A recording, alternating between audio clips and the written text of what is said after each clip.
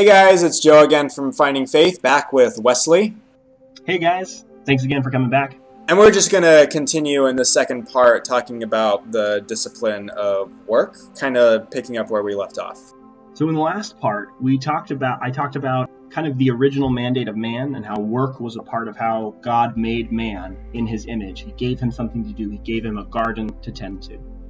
I want to move on to another idea which comes out of Exodus this time. When we come to the Decalogue, the 10 commandments, the 10 statements, it's also sometimes called. The third commandment or statement, depending on how you view it, the third statement is, "You shall not take the Lord thy God's name in vain." I think it comes out of me in King James for some reason, but the commandment is, don't take the Lord's name in vain. That's an interesting one to choose out of the commandments in terms of how it's related to work. How do you relate that one to work, just out of curiosity for the people at home watching this? I think, again, my bent is to go back to the foundational principles and then work my way forward towards the day-to-day. I love the Old Testament because it sets up so many principles, so many stories where we get to learn about who God is. In the New Testament, we get some very concrete, discrete letters that's like, hey, this is a way in which this affects your life, and this is a way in which we can live in response to these truths that we know. The third commandment, I believe, connects very much into work because it connects into the Christian's life. The name of Christ. Christ is the title. It means the Messiah, the anointed one. He is God in the flesh, and he has come to illuminate the truth in living form. We get to watch him do it through the Gospels. This is particularly applicable to work. It has been a growing thing on my mind. I never quite got the third commandment. I understand, don't use the Lord's name in vain. When you stub your toe, say something else. Like, okay, I get that.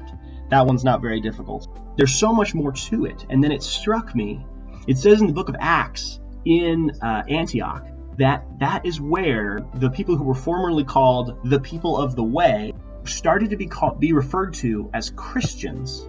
Little Christs, basically, is what it means. Yes. So when you and I take the name of Christian, which, by the way, was originally, I believe, don't quote me on this. You're quoting me on this because this is recorded.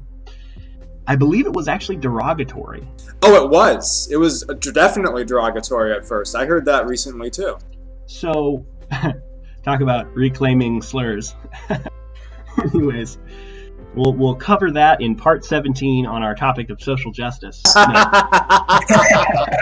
Anyways, coming back. So we have taken the name of Christ upon ourselves. We're saying, yes, look at me. I am a little Christ. I am a Christian. And something that stood out to me is that in our culture, at least in the United States, which some people see as a Christian nation, it's not. But there's so many people that identify as Christian. They'll say, oh yeah, I'm a Christian. I'm like, oh, okay, so what does that mean to you? Oh, I went to church once on Easter and Christmas. That was 5 years ago. Wow, I'm not sure you're a Christian, but I don't know how to tell you that. But the point occurs to me is that Christianity, the name of Christ, is made vain, it is made commonplace and worthless because people use it all the time to mean any number of things. When we take the name of Christ, we're saying, I represent him.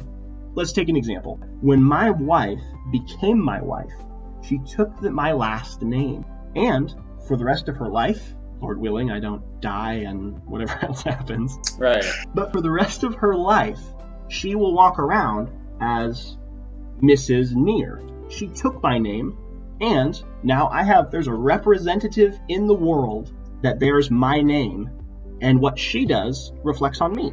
In the world, we take the name of Christ. We're, pardon the expression, Mrs. Jesus. No, that's a good way to think about it, because the church is described as the bride of Christ. It's just, I've never connected the dots like that. Exactly. If we as Mrs. Jesus are what Jesus looks like to people, we have an enormous opportunity in every moment of our life, especially at work, where we spend an enormous amount of time, at least for many of us, yeah, to represent God well.